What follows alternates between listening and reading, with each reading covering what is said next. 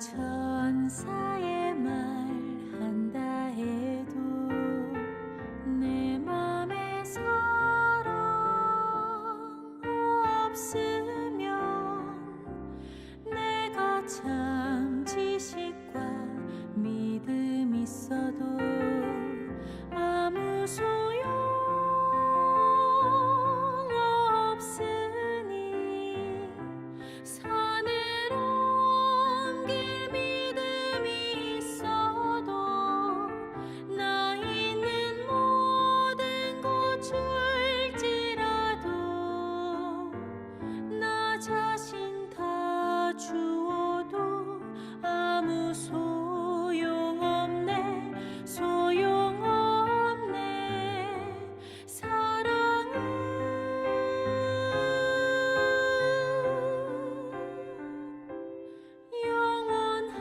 영원하네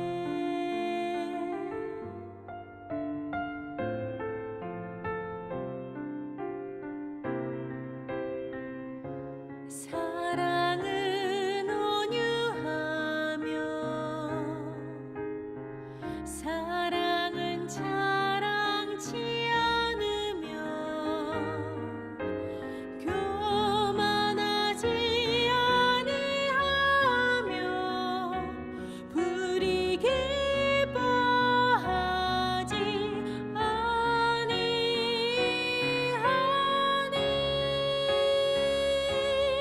내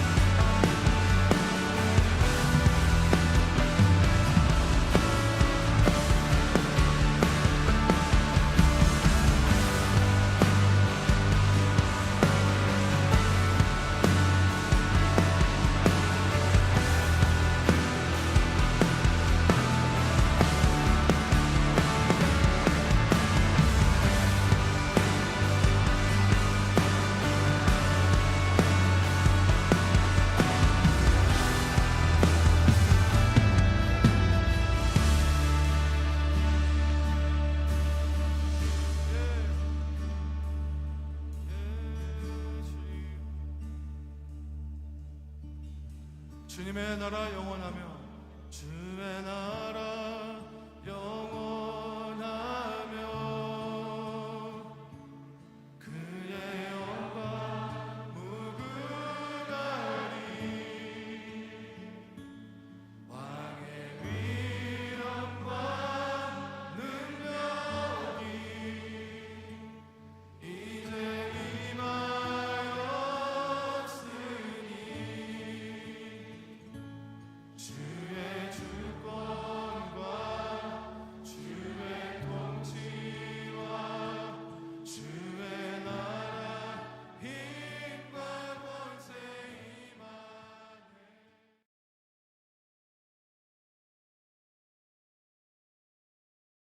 할렐루야. 우리 지금부터 2023년 2월 25일 토요일 말씀으로 여는 새벽 함께 합시다. 우리 다 같이 기도합니다. 하나님 감사합니다. 오늘도 우리를 주님 앞으로 불러주시고 예배하며 하루를 시작하고 말씀으로 주님 인도함 받을 수 있도록 도와주시니 감사합니다. 주님의 크고 놀라운 사랑이 우리를 붙들게 하시고 우리 마음의 상처와 또 죄의 문제들이 또 우리 앞에 해결할 수 없는 불안한 문제들이 주님 손 안에서 주님 품 안에서 해결되고 위로받고 치유받고 또 하나님의 놀라운 생명을 누릴 수 있는 삶으로 인도하여 주시옵소서. 부족한 종 주님의 손에 잘 들려 쓰이는 좋은 도구 될 수 있도록 도와주시고 주님께서 붙들어 주시는 대로 이끌어 가시는 대로 쓰임받을 수 있도록 함께하여 주시옵소서. 전하는 자와 듣는 자 모든 예배자들 속에 주님 함께하여 주시고 주님의 일하심을 우리가 볼 수 있도록 역사하여 주시옵소서. 우리의 모든 삶에서 예수 그리스도의 보혈이 강같이 흘러 예수 그리스도의 가신 길을 우리가 갈 수 있도록 도와주시고 사단의 방해 속에서도 성령의 강력한 인도하심 속에 늘 이기는 삶 살 수 있도록 도와주시옵소서.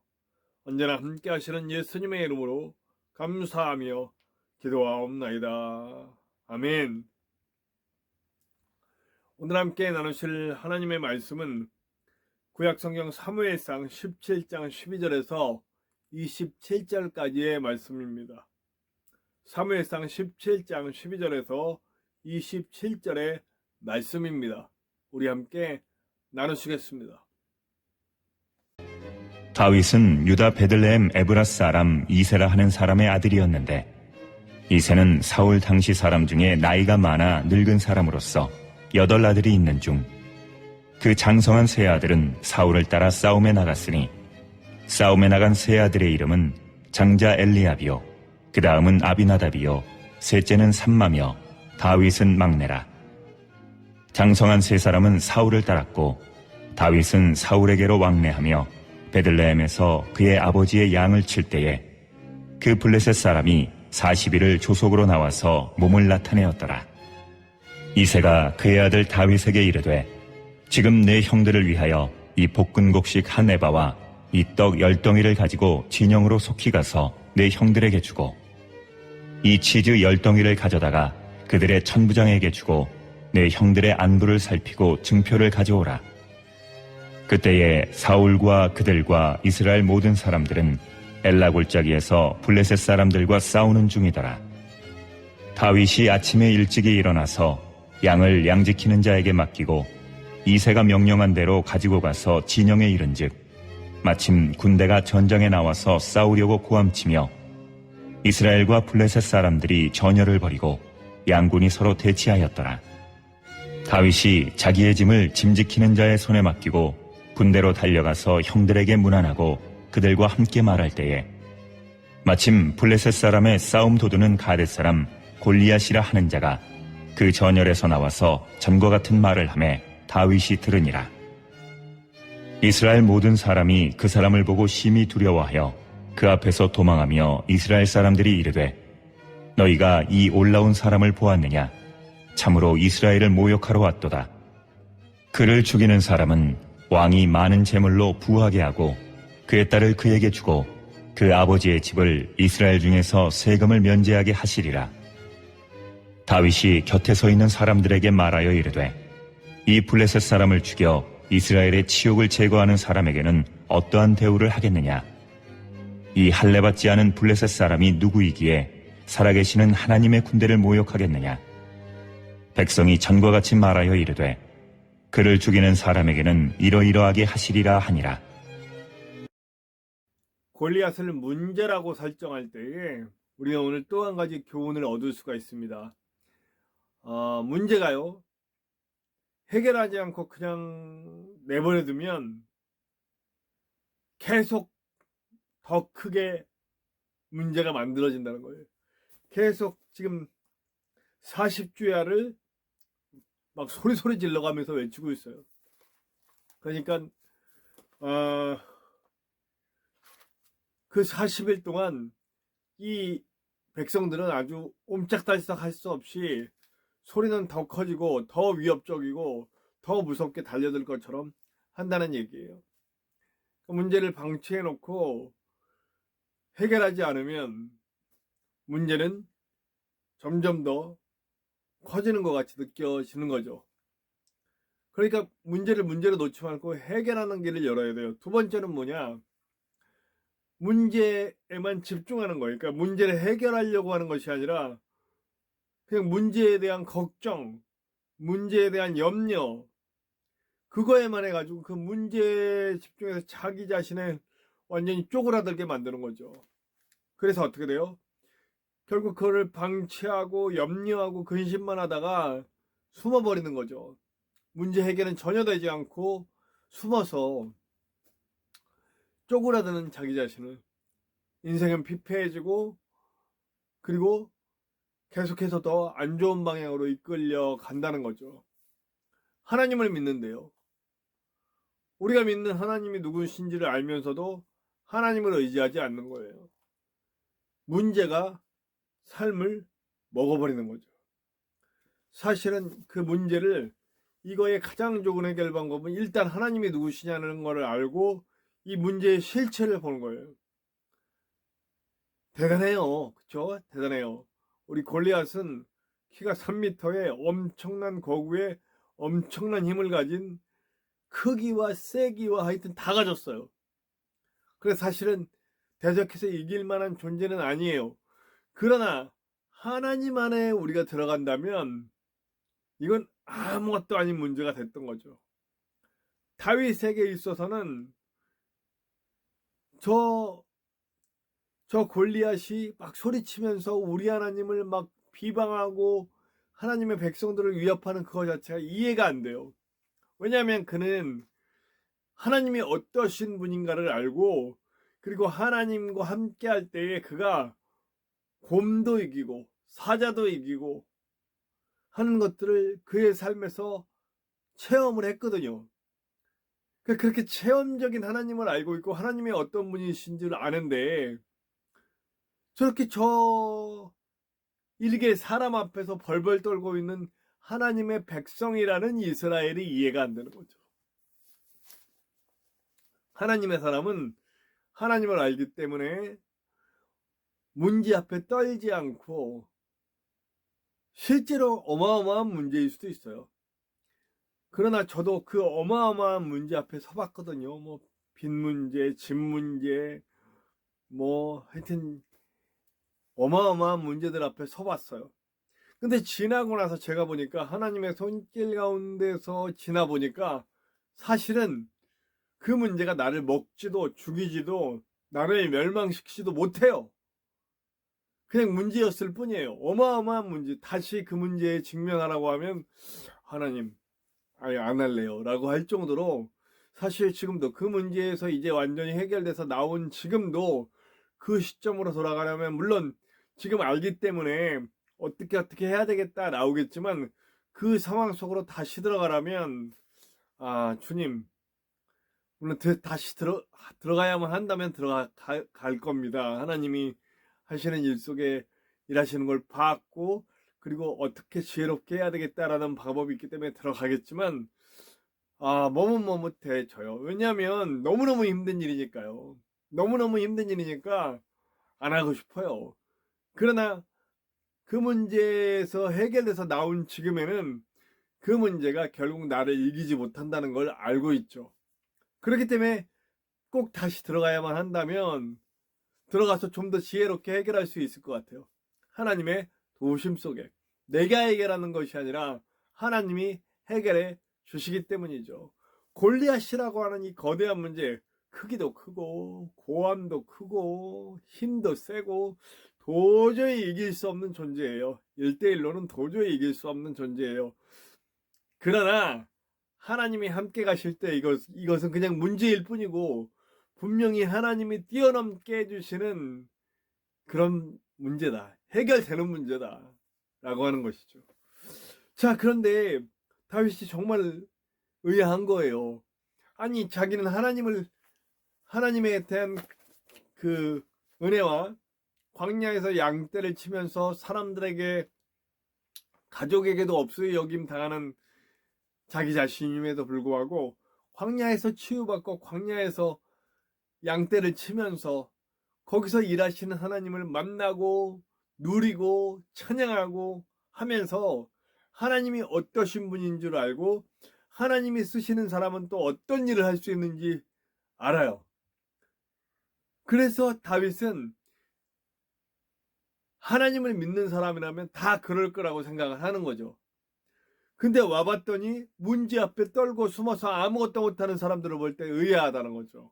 제가 처음 예수님을 고등학교 3학년 때 이제 사실은 그전에도 예수님 쭉 만나서 뭐 예수님을 믿었다고 안 믿었다라고 말할 수는 없어요. 믿었어요. 뭐 그러면서 학생부 회장도 하고 그랬으니까요. 네. 열심으로. 그러나 진정 하나님을 만났느냐? 그렇지는 않아요. 7살 때부터 고등학교 3학년 때까지 계속 교회는 다녔지만 그냥 어떤 액세서리, 그냥 종교였죠. 종교. 그냥 어떤 신이 존재하고 그 신이 나를 사랑하는구나, 뭐 이런 만남이 없이 그냥 아는 거예요. 지식으로 아는 믿음이었죠. 배워서 아는 믿음. 그러다 고등학교 3학년 때 내가 인격적으로 하나님을 만나는 경험을 했단 말이에요. 그러고 났더니 내려와서 교회 안에 많은 사람들이 이해가 안 되는 거예요. 왜 신학교를 안 가지? 왜 선교사를 안 나가지? 이런 생각이 드는 거예요. 왜냐하면 하나님을 만나면 하나님이 일을 하고 싶고 하나님이 시키는 일만 하고 싶은 그런 거 아닌가? 물론 지금 생각하면 되게 교만했던 거죠. 다 그 길만이 있는 건 아닌데, 그죠? 그러나 제가 이제 하나님께 목숨을 바치겠습니다 하고 내려왔단 말이에요. 서원하고 이제 신학교 가야 되겠다고 왔을 때, 왜 하나님을 만난 사람들이라면서 왜 하나님 일에 전적으로 헌신하지 않지? 뭐 이런 생각들이 들었던 것 같아요. 물론 제 마음이 다윗의 마음과는 같은 건 아니지만 종류는 비슷하다는 거죠.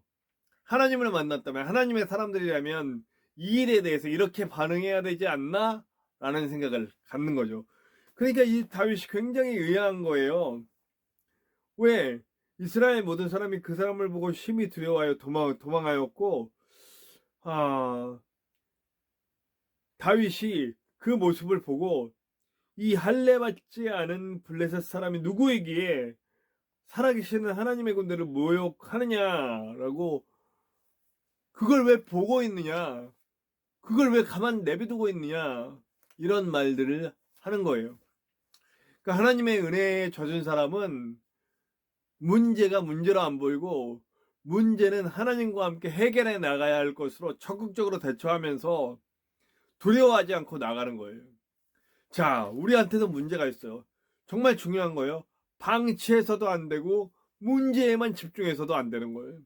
방치하면 방치하는 대로 문제는 썩어 문드러져서 나중에 열었을 때 도저히 해결할 수 없는 그런 아주 정말 죽어가는 문제가 될 수 있고요. 나를 죽일 수 있는 문제가 될 수 있고, 문제에만 집중해도 내가 죽을 수 있어요. 우린 누구에게 집중하고 해결을 해 나가야 되냐면 하나님께 집중하고 문제 해결하러 들어가는 거예요. 가만히 있으면 안 돼요. 덮어놔도 안 되고 문제에만 집중해도 안 돼요. 우리 제발 그런 실수 범하지 맙시다. 오늘도 하나님의 은혜를 알기에, 그러니까 이 문제를 해결하기 위해서는 가장 먼저는 하나님을 더 잘 알아야 되겠죠. 하나님이 어떤 분인지, 어떤 능력을 가지신 분인지, 나를 어떻게 생각하시고 얼마나 사랑하시는지, 이 문제를 어떻게든 해결하실 수 있는 분이라는 그런 확신을 갖고 하나님을 알아야 돼요. 하나님을 알면서 그런 확신을 가져야 되죠. 제가 오늘 지금 막 이게 말이 정리가 안 된 것 같아요. 지금 몸이 좀 안 좋아요. 안 좋아서 잠을 좀 못 자서 그래요. 네, 좀 제가 잠을 좀 잘 잘 수 있도록 기도 부탁드립니다. 밤엔 잠을 못 자고 또 일찍 일어나서 나가야 되니까 그래서 4시간 정도밖에 못 자는 것 같아요. 지금 계속 그나마도 자다 깨다 이렇게 해서 왜 그런지 모르겠어요. 외로워서 그러나요? 네. 네. 그래서 지금 내가 전해야 될 말을 분명히 계속 반복되고 막 이렇게 좀 중언부언 하는 것 같아요. 기도 부탁드립니다. 어쨌든 핵심을 잡자면 문제를 내버려 두지 말자. 문제에만 집중하지 말자. 문제 해결을 위해 하나님께 나가서 그 문제를 드리자. 그러다 그 전에 하나님이 누구신지를 분명히 알기 위해 하나님께 집중하여 기도하고 하나님의 은혜를 경험해야 한다. 간증이 있어야 한다. 하나님 만나는 경험이 있어야 한다. 하나님께 맡기고 드려서 하나님의 인도하심 속에 문제를 해결해 나가야 한다.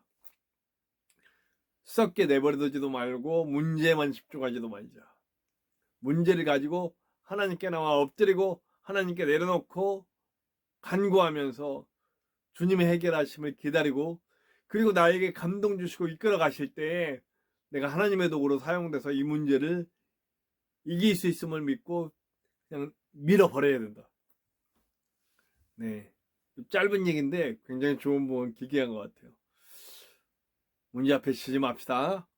하나님과 함께 문제를 해결해 나갑시다. 저도 요 문제, 이 잠 못 자는 문제. 그래서 제가 핸드폰도 안 하고 잘 때 그냥 숫자를 세는데 전에는 숫자를 세면 이렇게 금방 잠이 들었는데 좀 뭔가가 지금 제가 문제가 있긴 한 것 같아요. 기도 부탁드립니다. 잠을 못 자는 문제가 있는데 기도 부탁드립니다. 네, 저도 이 문제에 외면하지 않고 어떻게든 하나님께 맡기고 의지하고 해결해 나가겠습니다. 지난 한 주간 그런 것 같아요. 지난 한 주간 지금 잠을 계속 4시간 정도밖에 못 자는 상황이 벌어지는데 막 일도 열심히 하고 피곤하고 그런데도 잠이 안 와요. 이 문제를 저도 하나님께 맡기고 나아가겠습니다. 여러분들도 여러분들의 문제를 가지고 하나님께로 나아갑시다. 하나님의 해결을 맛볼 수 있는 저와 여러분들 되시기를 간절히 축원합니다. 우리 함께 찬양해요. 찬송가 543장입니다. 어려운 일 당할 때 함께 찬송합시다. 찬송가 543장입니다. 어려운 일 당할 때 함께 찬송합시다.